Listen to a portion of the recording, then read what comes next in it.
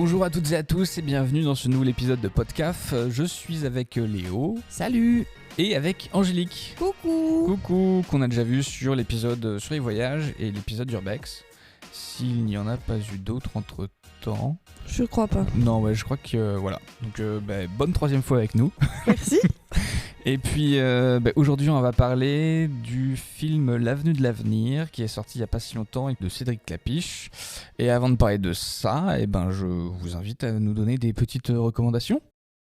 Ok, alors moi c'est une reco par rapport au nouvel album de Yamé. Donc Yamé, c'est un chanteur qui a popé l'année dernière ou il y a 2 ans je crois, Ouais. avec un titre qui s'appelait Bécane. Et il a une particularité, c'est qu'il lui manque une dent et ça fait tout son charisme. 2 dents, ouais. Et donc il a une recherche artistique dans tous ses clips qui est complètement folle. Et là, tous les titres sont illustrés par un clip qu'il a regroupé pour faire un court-métrage. Donc ça passe de l'animation 3D à du 2D, à du film action, puisque au début on le voit aussi en vrai. Et vraiment c'est splendide en fait, c'est vraiment magnifique. Donc je vous encourage à découvrir son travail et le travail de tous les artistes qui ont collaboré avec lui sur ses projets. Ok. Voilà. Et oui, c'est vrai qu'il avait bien percé avec Bécane et en plus du fait d'avoir 2 dents en moins, il a quand même un chant qui est... il a une voix absolument incroyable. Oui. Donc, ok. Non, cool. Bonne reco. Angélique ? Alors moi, ce sera un livre. Ça s'appelle « Mes sincères condoléances ». C'est un livre de Guillaume Bailly, un croque-mort. Et du coup, ça regroupe plein d'anecdotes d'enterrement, de funérailles, de plein de choses, de la vie d'un croque-mort en fait. Il va faire ses courses au supermarché et puis sa femme lui propose de faire des crêpes et finalement il aura jamais vu les crêpes parce qu'il est parti travailler toute la journée ou d'un enterrement où il va à l'église avec donc du coup le corbillard, enfin les corbillards, les plantes, enfin les fleurs en pagaille, une famille d'Africains, donc un grand enterrement, etc. avec beaucoup de fêtes, beaucoup de... très culturel. Et en fait, la précédente cérémonie à l'église, c'était un mariage. C'était un nouveau curé qui avait pris le planning et il s'est loupé sur les heures de planning. Le mariage n'était pas terminé. La famille d'Africains avec les 2 corbillards sont arrivés devant l'église. Et donc ils ont essayé de se faire tout petit évidemment, mais enfin allez vous faire tout petit avec 2 corbillards, c'est quand même pas facile. Ouais. Donc voilà, c'est plein de petites anecdotes comme ça. Je vous spoil pas parce que vraiment c'est très très drôle. Ça parle de quelque chose qui est pas très réjouissant techniquement, mais on arrive à en faire des bonnes petites anecdotes aussi loufoques les unes que les autres. Voilà. Ok, donc t'as dit que le titre du film c'est Mes sincères condoléances. Du bouquin, et c'est de qui ? Guillaume Bailly. Ok. Alors moi du coup ce sera une dérecommandation parce qu'il n'y a pas si longtemps on est allé faire l'expérience d'un cirque. Merci Léo. Merci Léo. Quelle expérience Léo. Et c'était franchement nul. Mais t'as pas dit ce que c'était ? Quoi ? Comment ça, ce que c'était ? T'as pas dit l'expérience de ce que... Tu teases. Ah ouais, là je tease, je dis juste que ce qu'on a vu c'était nul. Mais... Ça dit, on parle de tout le truc sans dire ce que c'est. On va pas donner le nom, mais... Ah non. Mais oui, on va tout dire. Ici, on est ici pour balancer cette frustration qu'on a eue. Parce que franchement, c'était... Top 10 de la gênance. Ah mais c'était horrible. Alors du coup, il y a un petit cirque. Donc petit cirque, hein, c'est pas un cirque, c'était un petit cirque qui s'installe dans une petite bourgade à côté de chez nous. Et on décide d'y aller. Il y avait un spectacle à 18h, donc c'est assez tôt et tout, c'est cool. On pensait faire d'autres trucs après, donc pas de problème. Et on se gare là-bas. Alors déjà, le parking, c'est l'enclos des animaux. Donc on nous a dit de bouger parce qu'il y avait un bouc qui était accroché au bâtiment à côté duquel on avait posé la voiture. Donc bon, c'est pas grave, tu vois, c'était rigolo. Voilà, on a bougé la voiture, pas de problème. On prend les places. Bon, c'est 10 € pour les adultes. On se dit ok, tu vois, c'est un cirque et tout. On les encourage. Voilà, c'est ça. C'est vraiment bonne. Les bons samaritains. Bonne patte. Bonne patte surtout, ouais. Et du coup, le spectacle commence. Et bon, les premières scènes, je sais pas qu'on appelle ça, les premiers tableaux, j'en sais rien. Bon, les premières représentations, quoi. Voilà, ouais, super, merci. Merci. Les premières représentations sont... Bon, ça va, quoi. Mais c'est pas non plus fou, on ça s'attendait va, dès la première, on était gênés. Hein. Oui, mais bon, je me souviens même plus ce que c'était que le la première. clown. C'était le clown, la première ? Ah ouais. Ah oui. Gênant, hein. Ouais. Donc ouais, il y a eu le clown. Non, c'était le cheval qui saluait. Ah oui. Ouais, là aussi gênant. Oh là, oui. Mais enfin bref, donc oui, c'était compliqué dès le début du spectacle quasiment, et c'est vite devenu très gênant parce que les artistes faisaient ce qu'ils pouvaient en fait sur scène, et on se rendait compte que nous, avec un peu d'entraînement, on arriverait facilement au même niveau, et voire même les dépasserait en quelques mois, quoi.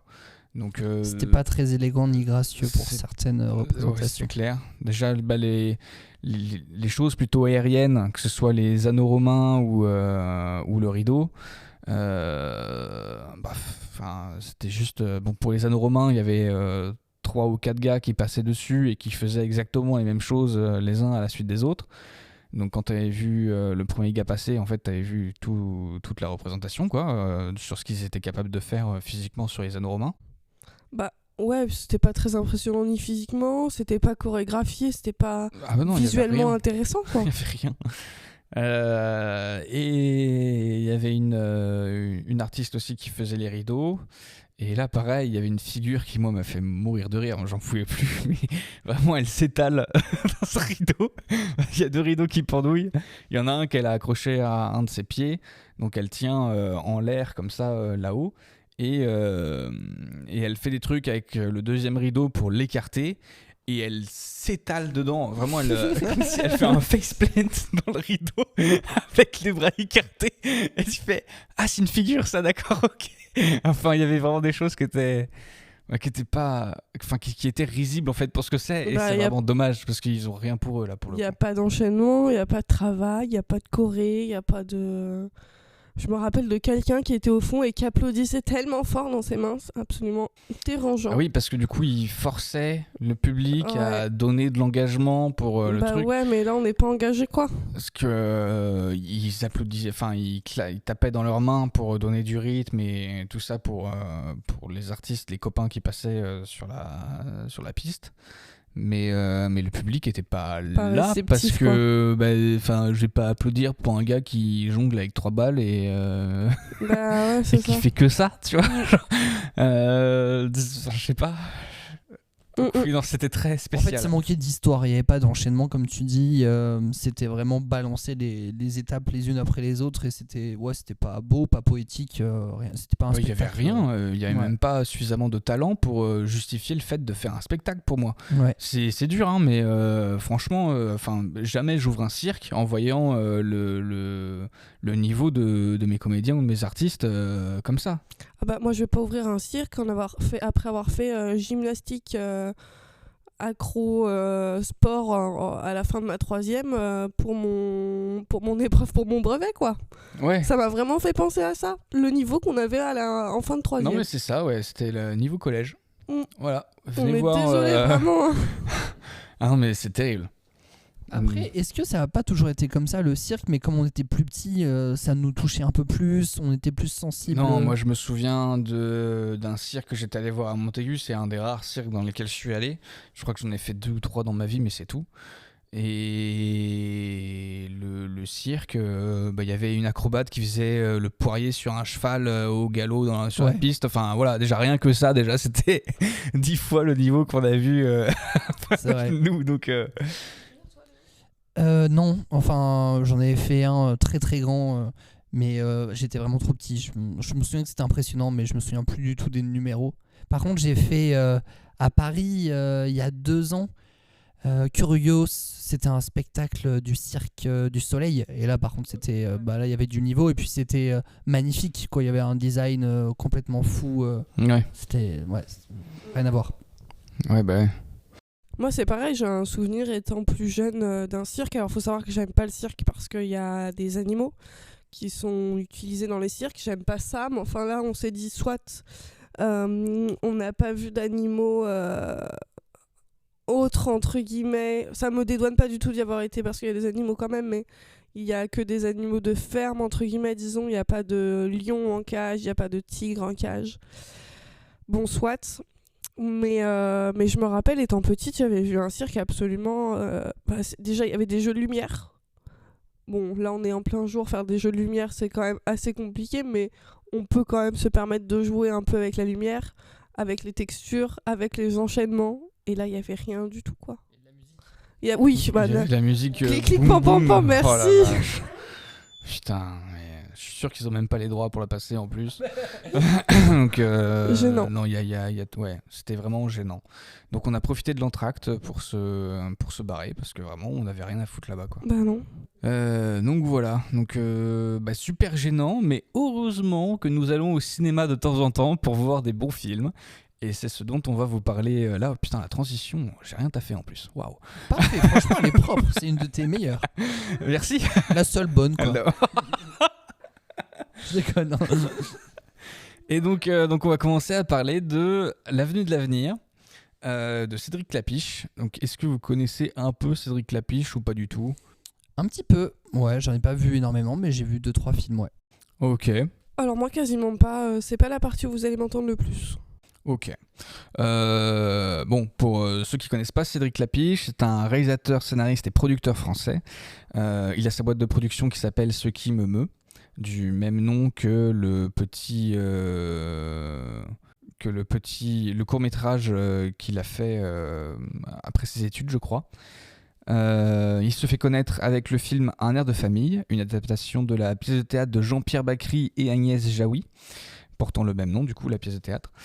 Et puis, grand succès avec sa trilogie sur les aventures de Xavier Rousseau, donc joué par Romain Duris, avec L'Auberge espagnole, Poupée russe et Casse-tête chinois.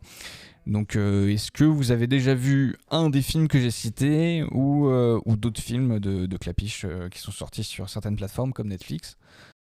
Oui. Alors, moi, j'ai vu son premier film qui est sorti, je crois, dans les années 94.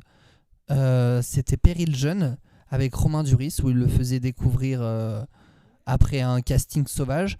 Et donc, ça se passe dans les années 75. Et donc, on suit une bande de jeunes qui connaît toutes sortes de drogues et tout. Et l'histoire est vraiment tragique, mais très sympa. Donc j'ai découvert Klapisch avec ce film-là. Ok. Je sais pas si tu l'as vu, toi, Mathéo. Non, je l'ai pas vu, mais en me plongeant sur les œuvres de Klapisch, je suis curieux de le voir, mais je me demande s'il y en a certaines de cette époque-là qui n'ont pas pris un gros coup de vieux aujourd'hui. Oui, c'est vrai que ça se voit que c'est un vieux film, mais franchement, le fond est vraiment sympa. Cool. Et puis après, sinon, j'ai vu évidemment la trilogie Auberge espagnole, Casse-tête chinois et Poupée russe dans l'autre sens, pardon. Ouais. Moins de souvenirs pour les 2 derniers, mais le premier était très chouette. Et j'ai entendu parler qu'il avait sorti aussi une série qui s'appelle Salade grecque, qui reprend en fait, c'est les enfants ou les petits-enfants, je crois, de Romain Duris et de tous les personnages qui vivent aussi une certaine expérience, je crois, d'Erasmus. Si je dis pas de bêtises. Elle est sûrement sur des plateformes. Je me renseignerai pour la voir. Ok, ça marche. Ok, cool. Du coup, sur tes conseils, Léo, j'ai vu L'Auberge espagnole récemment là. Et oui, c'est un petit film cool, sans prétention, qui se regarde tranquillement. Et c'est pas un chef-d'œuvre, mais voilà, c'est Ça va, tu passes un bon moment. Et sinon, j'avais vu, sans savoir que c'était Clapiche, 2 mois avec François Civil. Je sais pas si je suis encore capable de switcher l'histoire, mais en gros, c'est d'un côté un homme assez jeune qui trouve pas trop sa place dans sa vie, qui a du mal à avoir un emploi stable, etc. Ou une motivation à aller travailler et tout. Il a aussi une histoire de famille qui est pas réglée et du coup ça pèse sur sa vie là. Donc il va voir un psychologue et sa vie commence par s'améliorer petit à petit en travaillant sur certaines choses. Et d'un autre côté, on voit une femme qui est assez jeune et qui, pareil, a du mal dans sa vie ou a certaines choses à gérer qu'elle n'arrive pas. Elle va voir une psychologue et finalement, les 2 personnages finissent par se rencontrer. À la dernière seconde du film, ouais. Et Léo qui me fait comprendre que je viens de spoiler le... C'est ça. Et ce qui est vraiment chouette dans ce film, c'est qu'on a une histoire d'amour qui n'a pas commencé. Ouais, qui n'a pas commencé. Et en fait, on voit 2 personnes qui règlent leurs problèmes chacun de leur côté pour se rencontrer au bon moment. Et ça, je trouve ça super beau, en fait. Ouais. Parce qu'il y a beaucoup de couples qui se forment et quand tu as du passif assez compliqué que tu n'as pas réglé, bah, ça ne fonctionnera pas le couple. Et là c'est un bon départ, quoi. Non, complètement. Ok, c'est le seul film qu'on a vu de Clapiche, du coup ? Je réfléchis. Oui, je crois, pour ma part, oui. Ok. Du coup, on vous parle de l'avenue de l'avenir parce que en sortant de la salle, on y était tous les 3. On a tous eu à peu près la même réaction de putain, waouh, c'était vraiment bien. Et du coup, je voulais savoir s'il y avait d'autres films qui vous avaient procuré la même émotion ou en sortant de la salle ou exactement l'inverse en mode putain, j'ai vraiment perdu mon temps, fait chier quoi. Tu veux commencer comme le cirque qu'on est allé voir l'autre jour. En film qui m'ont vraiment marqué, Le Mans 66, je sais plus qui est-ce qui l'a fait. Bon, bref, Le Mans 66 sur l'histoire, entre autres, du circuit du Mans. De la bataille Ford-Ferrari au 24 heures du Mans. Merci, t'es beaucoup mieux que moi pour pitcher quelque chose. Un truc automobile, peut-être. Et là, vraiment, rarement des films me touchent et m'atteignent aussi profondément. J'ai versé une larme. Ouais, c'était la première fois que je voyais une preuve d'émotion sur cette personne en sortant d'une salle de cinéma. Allez, vivons. Devant un film. J'ai une âme. Oui, j'ai une âme. Et vraiment, je me suis vraiment attachée au personnage. Je me suis vraiment plongée dans l'histoire. Et j'ai vraiment ressenti des émotions. Je vous dirai pas pourquoi j'ai chouiné. Mais il y a vraiment une petite larme qui a coulé et mon cœur était brisé.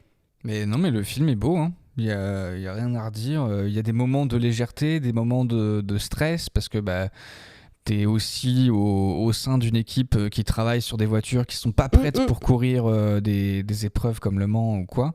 Donc il y a toute la pression que subissent tu la ressens, la pression. Ouais, et mine de rien, t'as aussi la pression dans la voiture, une fois que le pilote il est dedans, etc. Les ordres qu'on va lui donner ou les choses qu'on va lui demander de faire qui sont pas forcément cool pour le pilote ou quoi. Et voilà, ça crée tout un enchaînement de situations qui font que forcément t'as un petit coup de cœur.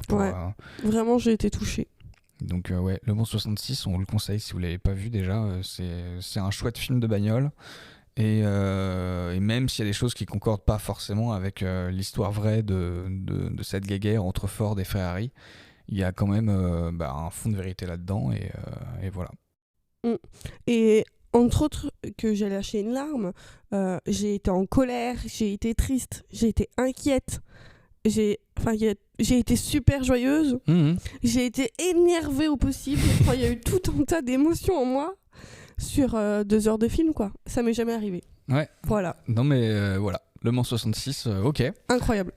Toi Léo, t'as eu... Je réfléchissais. Moi, je pleure pas devant des films parce que je regarde pas des films qui font pleurer. Ouais. Parce que j'ai toujours un peu de réticence à aller voir des films qui sont tristes ou dramatiques parce que c'est pas du tout un état que j'ai envie de vivre. Là, j'ai pleuré, mais pas par tristesse, par beauté. Vraiment des liens qui se font à un moment donné dans le film et ça m'a ému. En plus, on y allait avec mes parents et ma mère qui est artiste peintre. Ça traite beaucoup d'histoire de l'art dans ce film là et c'était très très très beau et tellement puissant que j'ai chialé.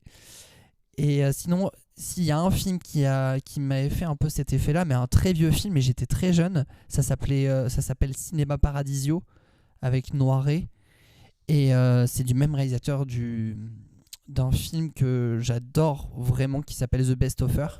Ok. J'ai plus le nom, je vais laisser la parole à Angélique, comme ça je cherche et je vous dis le nom après. Donc là, je suis là et je dois combler les blancs. Là, tu dois meubler, ouais. Ok. Allez, déménage un peu là. Ouais, c'était bien. Allez. Il s'appelle Giuseppe Tornatore, c'est un Italien. Voilà. Et donc The Best Offer m'a clairement remué autant que le film L'Avenue de l'Avenir aussi. Vraiment ok. chouette. Je speech le film. Je veux bien, ouais. Parce que je vous ai conseillé de le voir, mais je crois que vous ne l'avez pas encore vu. Et non. Alors, du coup, c'est un film qui date de 2013, donc de Giuseppe Tornatore. Et en fait, c'est l'histoire de Virgil Oldman, qui est un marchand d'art et commissaire-priseur, qui vieillit et qui se trouve empêtré dans une histoire d'amour avec l'une de ses clientes. Et en fait, elle se révèle agoraphobe. Il la rencontre jamais.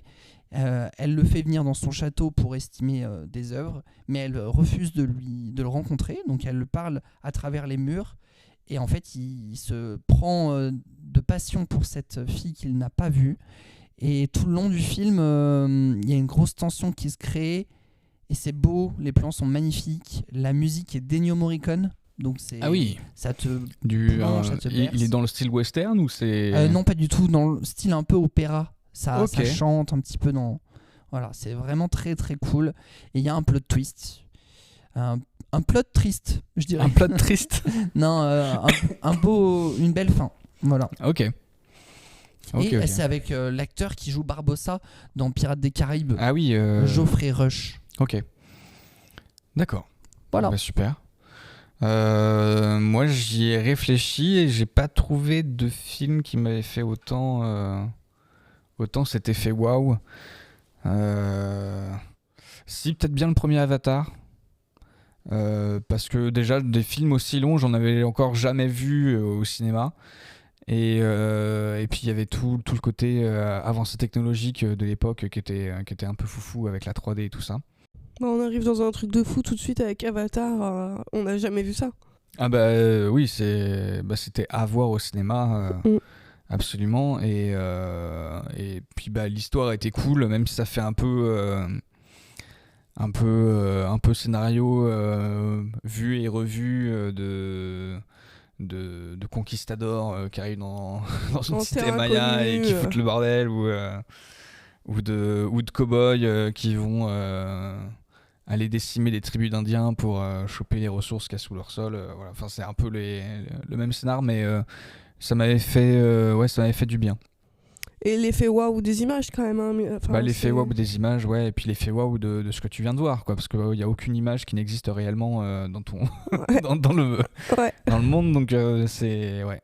Et pour l'Avenue de l'Avenir, du coup, il faut qu'on résume le film, l'histoire. Justement, on va y passer, et puis on vous laisse avec un petit extrait. Vous êtes tous les descendants d'une femme née en 1873, Adèle Meunier, née Vermillard. Je sais pas, on est quand même une famille qu'on se connaît même pas, c'est bizarre, non?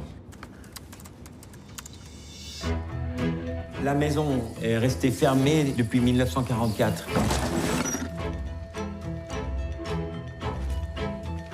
Elles ont vraiment un mystère, ces photos. On se demande c'était quoi leur vie. Je veux aller à Paris, Gaspard. J'ai besoin de savoir qui est ma maman. Tu l'as pas vue depuis combien de temps, ta mère? 20 ans. Pourquoi vous voulez quitter le Havre? Tout se passe à Paris maintenant.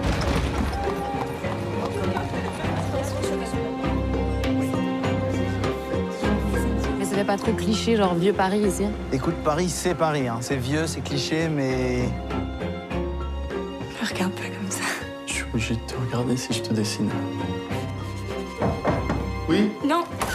Quoi? je crois que j'ai trouvé un trésor. C'est-à-dire À bientôt, Gaspard. Gaspard. Gaspard.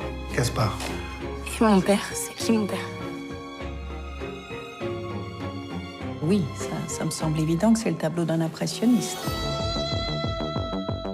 Je me suis fait draguer par Victor Hugo. Voilà, quelqu'un veut se pitcher? Alors, c'est l'histoire d'un héritage qui est partagé entre 30 personnes.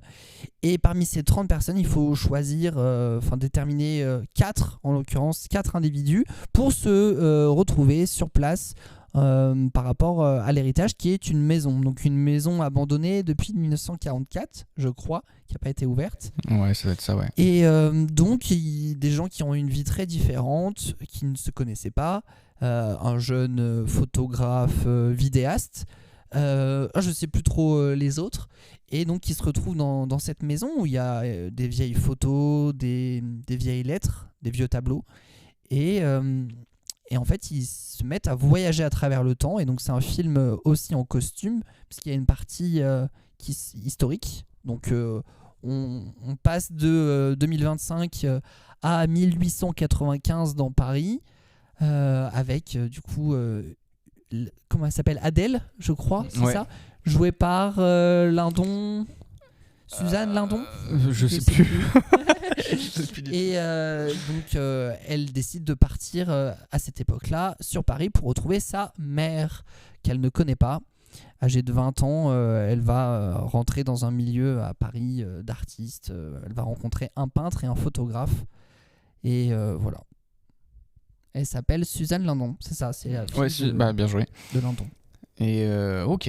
Et au fur et à mesure, les différents héritiers vont essayer de comprendre à qui appartenait la maison, ou qui était cet ancêtre qui vivait ici, etc., en se plongeant dans les photos ou les archives que nous on retrouve à l'époque de Adèle.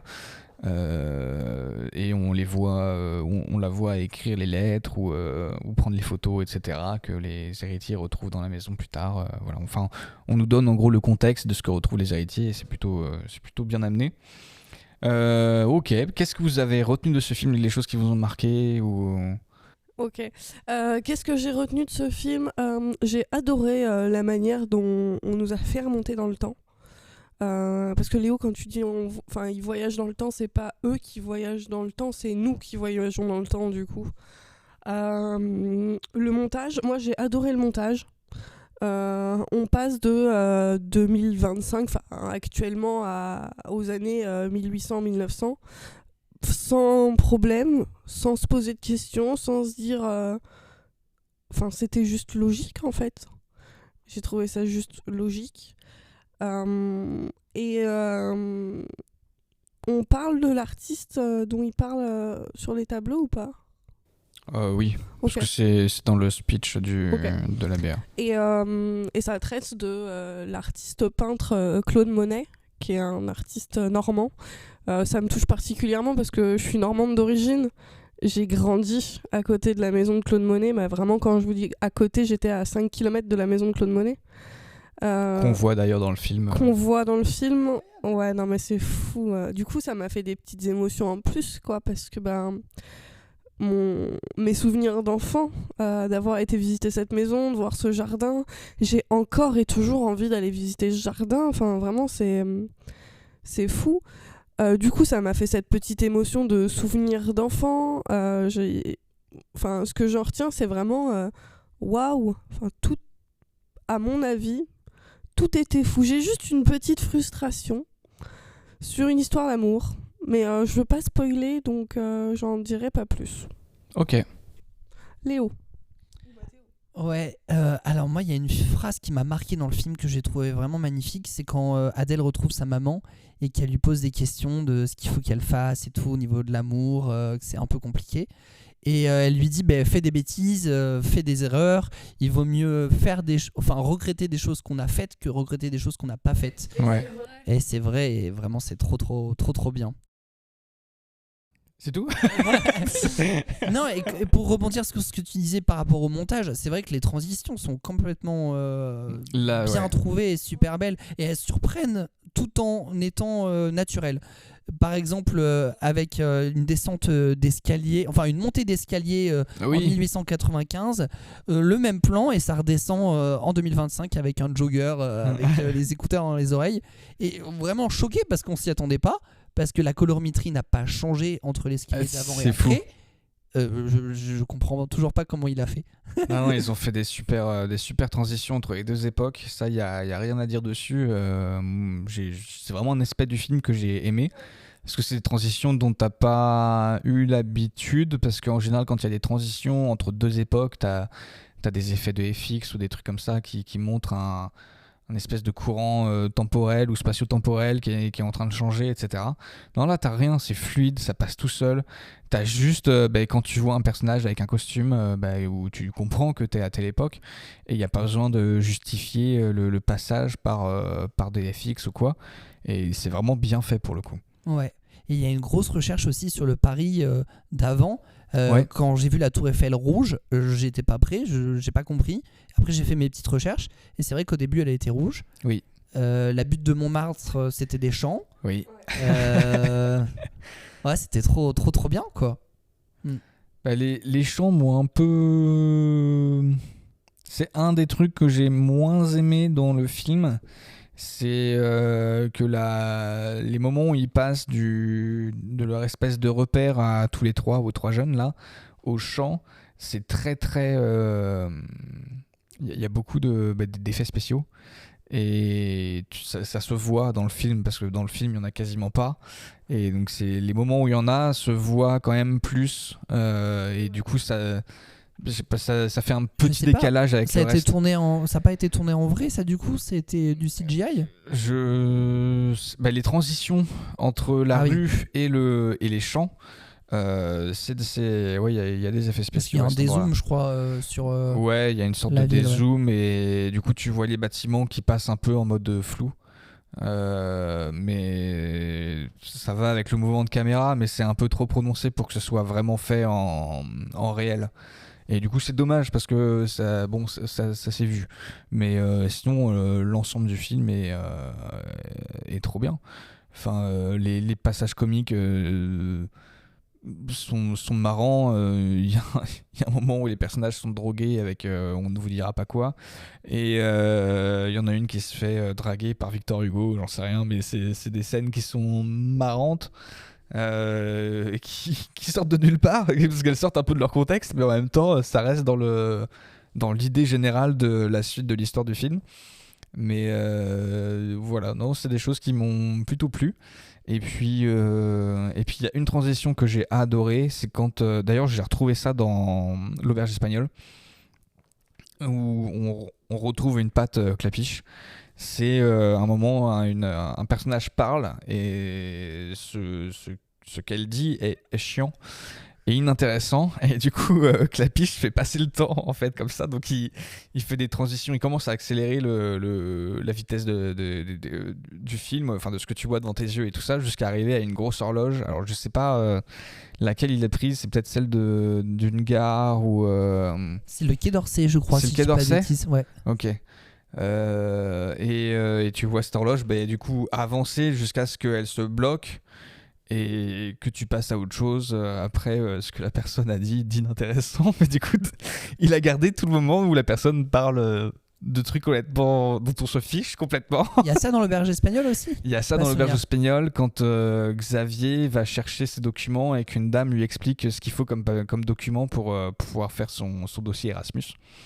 Et du coup, alors c'est pas pareil, il fait pas une transition vers quelque chose qui indique l'heure et qui tourne vite, mais il accélère tout ce que dit la personne en faisant en collant les documents sur l'image par-dessus la scène.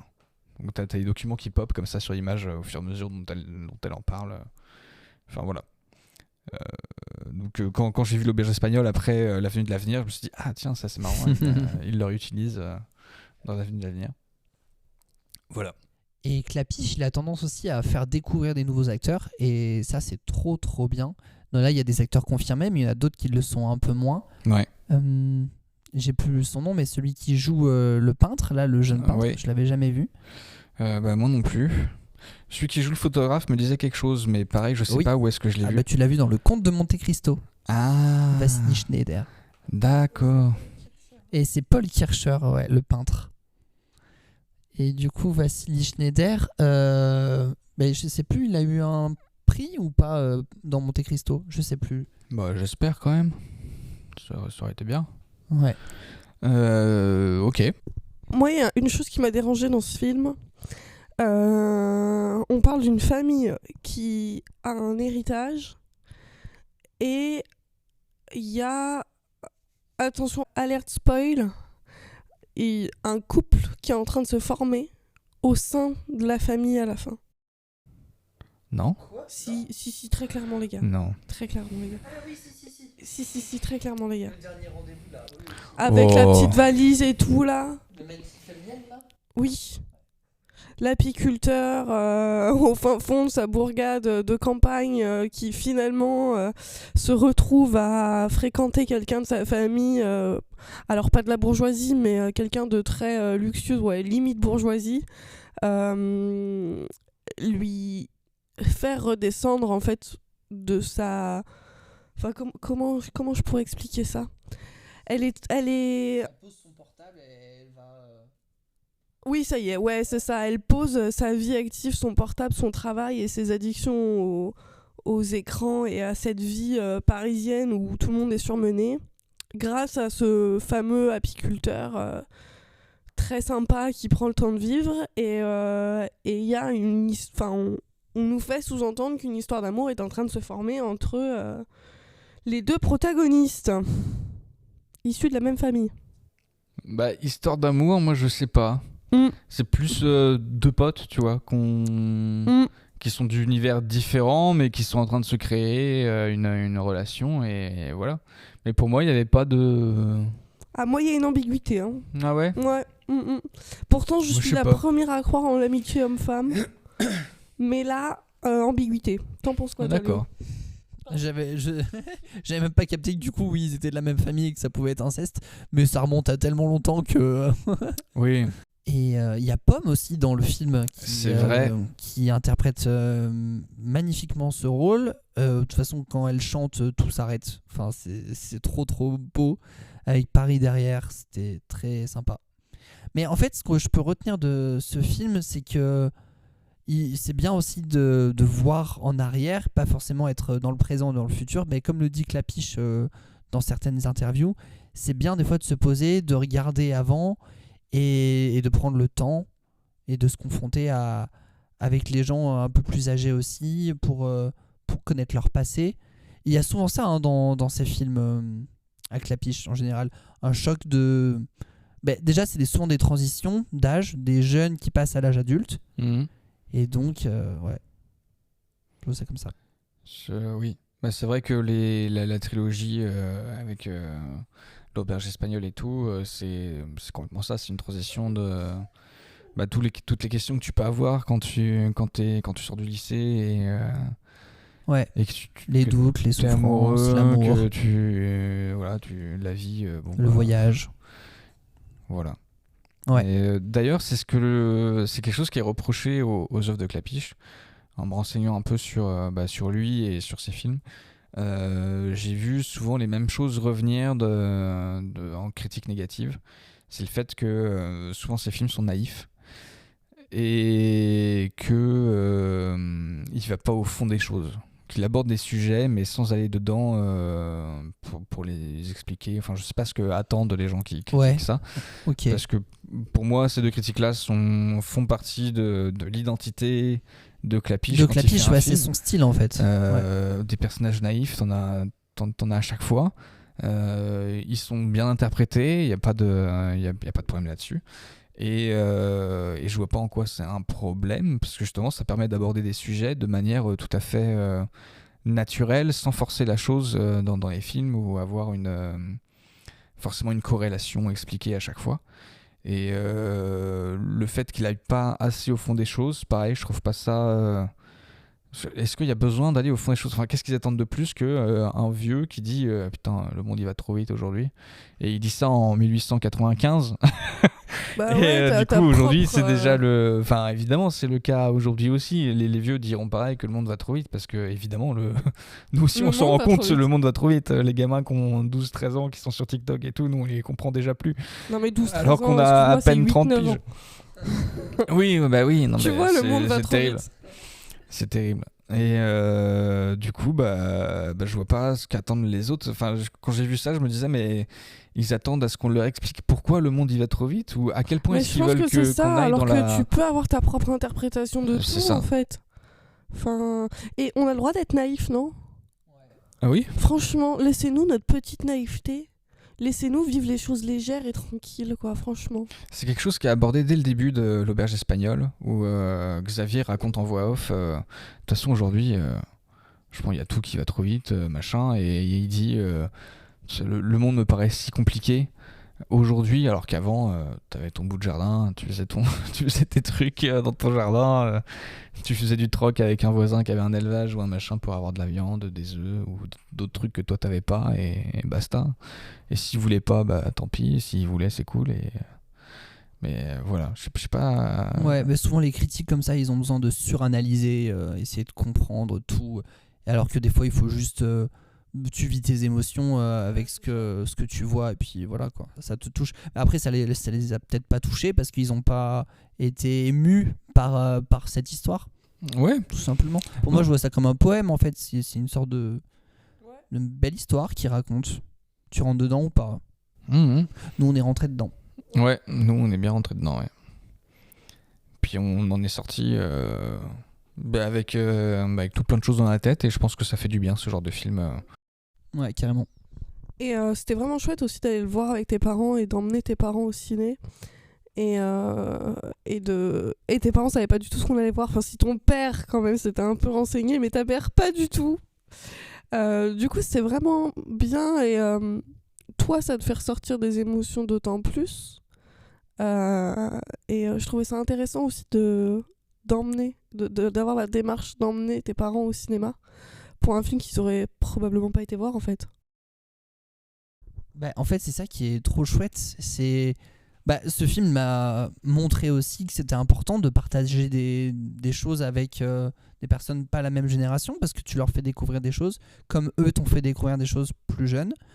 Et c'est souvent qu'ils me disent on a trop de chance parce que maintenant c'est toi qui nous apprends des choses, c'est toi qui nous fais découvrir des trucs, et je suis trop fier de ça quoi. Je crois que dans la vie, partout il y a un espèce de chemin qui se fait naturellement chez l'humain. Il y a l'apprentissage, la maîtrise, et après le fait de faire apprendre ce que tu as appris. Et c'est ce qu'on voit partout. Je veux dire, les métiers sont comme ça. Il y a toujours un côté partage de ce que tu as appris pour les jeunes que tu retrouves en formation ou quoi. Et pareil dans ta vie de parent, j'imagine. Alors je suis pas un papa, mais il y a ce côté-là où ce que tu as appris dans ta vie, tu le retransmets derrière. Enfin, je pense que c'est partie de l'essence même de l'humain finalement. Mais voilà. T'es pas papa, mais on s'occupe de plein d'enfants de notre entourage et on leur retransmet ces choses naturellement en fait. Enfin, oui, c'est vrai. C'est les choses qu'on aime faire, les choses qu'on aime voir, les choses qu'on aime entendre, on leur transmet absolument naturellement sans réfléchir, sans se poser de questions. Et c'est juste normal, mais ça fait aussi partie des choses que les gens, quand les gens critiquent, ils disent on va pas au bout des choses, en fait, découvrez. Laissez-vous porter et vivre, c'est tout. Ouais, mais j'étais choqué qu'on reproche ça au film, alors que c'est ce qui fait le cinéma de Clapiche, quoi.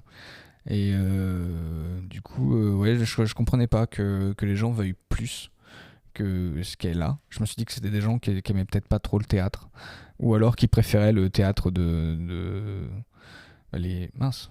j'ai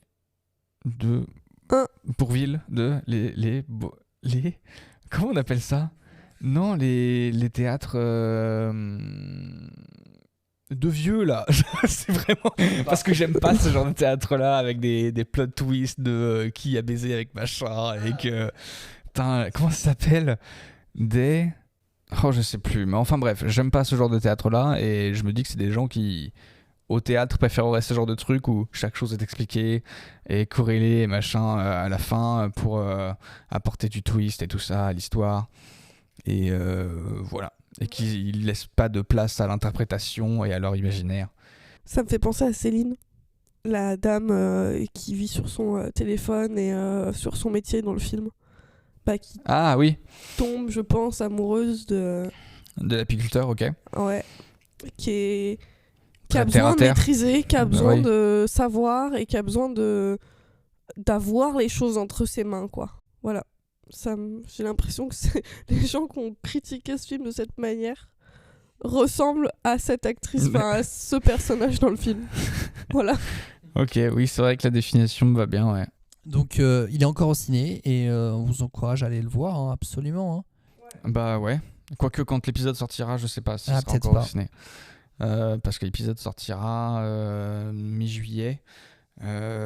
Donc ça fera quand même un petit bout de temps. Mais il y aura certainement Ballerina et on ira voir Ballerina parce que j'ai vraiment envie de voir Ballerina.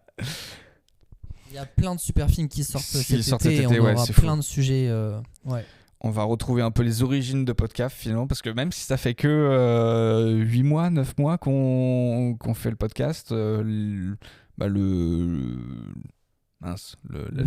La base c'était le cinéma, on a fait pas mal de films. De films et tout, ouais. Et du coup, voilà, c'est cool de reparler de films. Et avec tout ce qui sort cet été, on va essayer d'aller en voir, pas un maximum, mais quelques-uns.